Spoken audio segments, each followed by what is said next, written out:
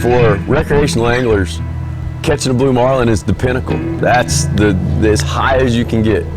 Just to see the amount of power that fish has and how fast they are, how fast they can peel the line out.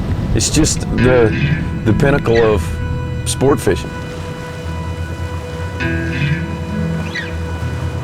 Growing up, my neighbor across the street took the time to take me hunting when I was a kid. It really changed my entire life. I think I was maybe 9 when I shot my first duck, and that just started a downward spiral into everything else, from marlin fishing to chasing big whitetails to going out west. That excitement now drives me as much as anything.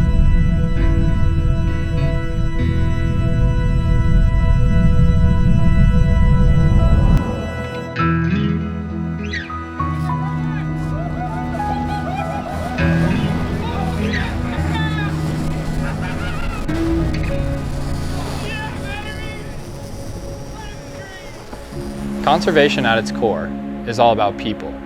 People coming together. Without it, none of it would be possible. The reason we wanted to exemplify a bill fishing tournament is because it's one of the greatest spectacles of outdoorsmen coming together for a cause. We have 271 boats entered in the 65th annual Big Rock Blue Marlin Tournament. That is a tournament record. A purse of $5,835,705. Boats went fishing. North Carolina is home to some of the best sporting culture in the country. They have some very historic duck hunting, and they also have some amazing blue marlin fishing offshore. If it weighs more than 500 pounds, they're going to win $3.5 million. These sport fishing teams are really put through the ringer. Giant boats, huge prizes, expensive tackle, big fuel bills. You got to get all that to work together for the ultimate test of going wire to wire with a blue marlin.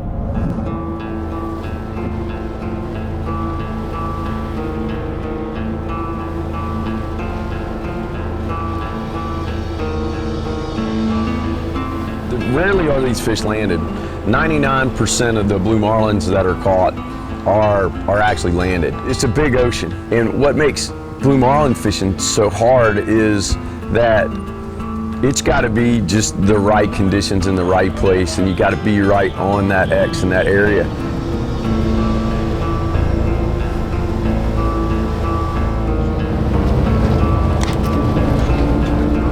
I guess the challenge of it is, you definitely don't catch everyone you hook. You don't catch everyone you see. They can make you look dumb, Sometimes they're the way they act and how aggressive they are. Sometimes they're lazy.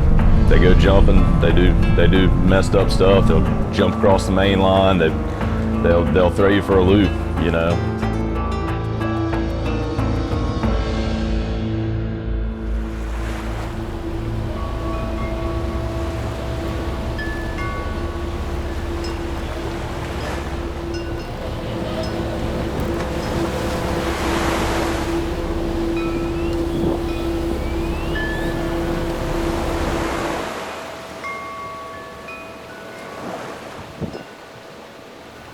The first time you go out and have a shot at a blue marlin might almost be unheard of.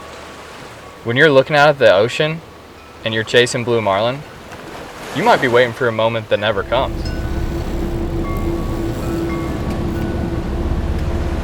Kind of like Randy was saying yesterday, hours and hours of boredom followed by minutes of chaos. That's kind of a common saying in marlin fishing. I mean, you're looking for something that's as close to a dinosaur as you could get.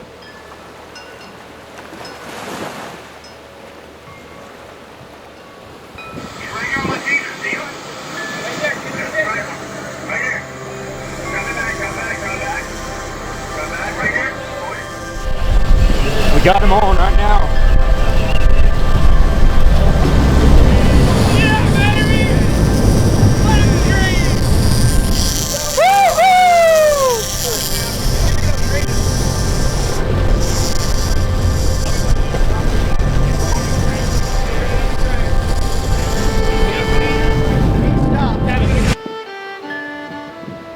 They can make you feel great and really, really, really humble you very, very quickly.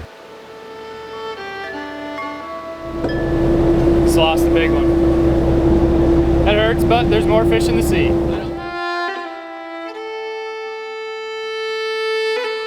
It's a tough pill to swallow when you know there might be millions of dollars on the other end of that line, and all of a sudden you pop it off, but it's the name of the game and you just keep fishing.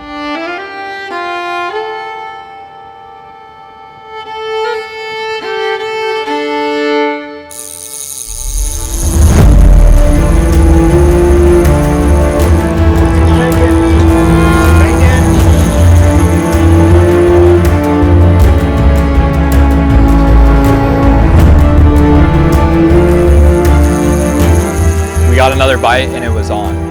The craziest thing about the whole deal is that fish takes one jump and it has you hooked.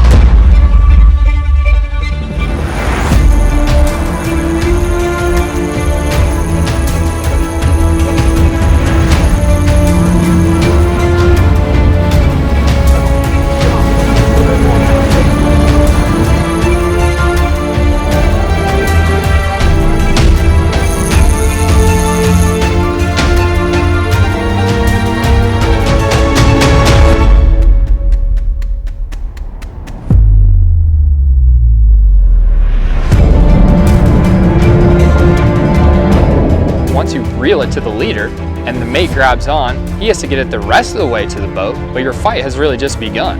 You have to get that thing next to the boat and get a good measurement on it so if you know if you can boat the fish or not. Get the measuring device.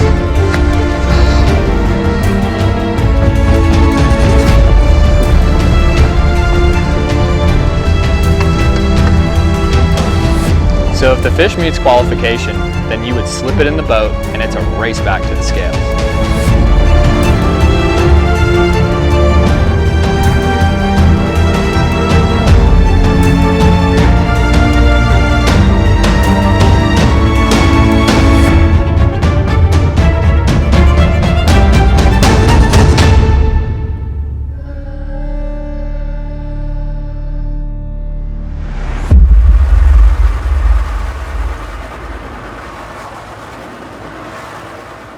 All right, we're here at Big Rock Landing. The first big blue marlin is headed to the scales. You can see out here the crowd's really starting to build.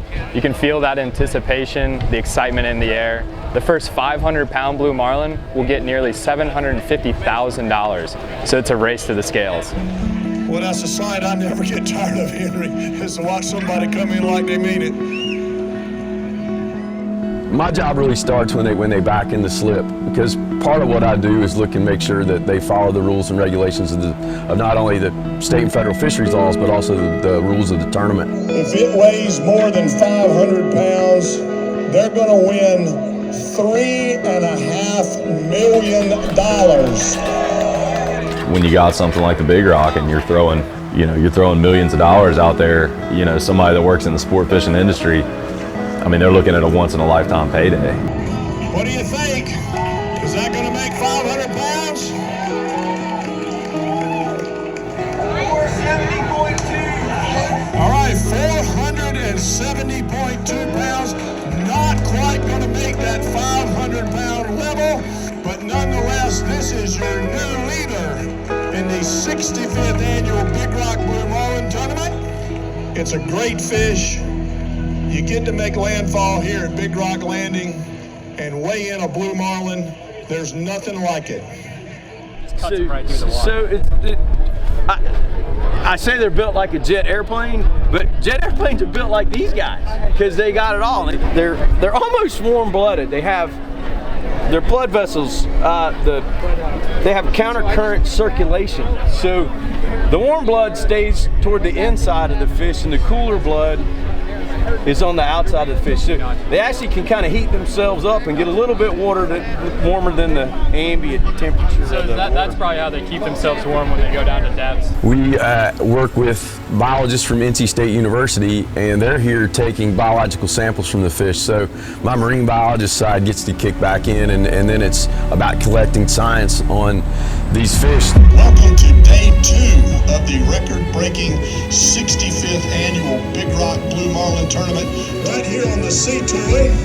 463.7 pounds. Not going to make that 500-pound mark.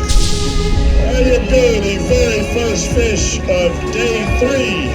459 pounds here on the Predator. And qualifying Blue Marlin going to move into 3rd place. Day 4 rolls on the 65th annual Big Rock Tournament. 396 pounds. Did not make the tournament minimum. Welcome to Friday afternoon at the Big Rock Blue Marlin Tournament. A beautiful Blue Marlin right here on day 5. At 484 pounds, we have a new leader. When you're standing on the dock around the weigh station, you look around and you see all those kids standing there watching and dreaming. You start to understand the bigger picture and what it's really all about. I caught one! God darn it. He's in an ant pile now. I caught one! Oh God, he's a big flop. I caught one. You know, having 2 boys, man, I want to give them the opportunity to experience the passion for the outdoors that I've got. Oh, this is a bass! This is a bass! Got a bass! Oh, that's not a bass, that's a big brim. Holy shit! That's the biggest brim I've ever caught. What the?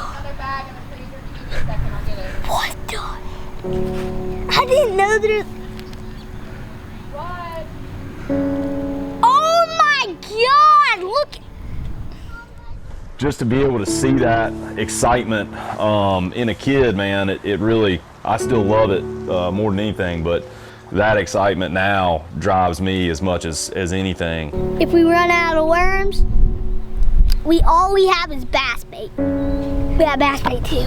Okay. Hey, Mr. Cricket. You ready? Why is that? Is that because there's a snapping turtle right there? Is that why I'm not catching any fish? Because there's a huge snapping turtle right there? I owe fishing and the fishing industry for pretty much everything I've got. And it's just super fun. I mean, I love giving back. And I love trying to take kids that, you know, whose parents don't hunt, because I just know how much it changed my life. And, you know, even if it's not world changing for them, you have somebody that's an advocate for hunting and the outdoors, you know, in the future that's had a positive experience with it. So in my opinion, you know, one of the greatest things we can do is take kids hunting and fishing and keep them off the video games and keep them outside, man. The great outdoors. For some, just a place to escape 4 walls. For others, a place to learn and teach, to feel the roller coaster of emotions life throws our way, and a place to make unforgettable moments we call memories. A place to live. A home, our home. As outdoorsmen, we spend our dollars to build and save this home, to give the dreamers of tomorrow the opportunity to chase the feeling. I'm gonna catch a marlin someday.